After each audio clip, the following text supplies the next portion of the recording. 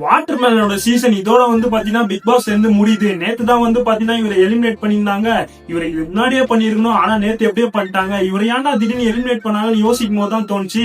இந்த big pass முன்னாடி வந்து பாத்தீங்கன்னா ரீசெண்டா போராட்டம் எல்லாம் பண்ணாங்களா இந்த அரசியல்வாதி, அதனாலயே என்னமோ தெரியல இவங்களை வந்து பாத்தீங்கன்னா இந்த திவாகரை துரத்தி விட்டுலாம்னு சொல்லிட்டு துரத்தி விட்டாங்களோ என்னமோ தெரியல.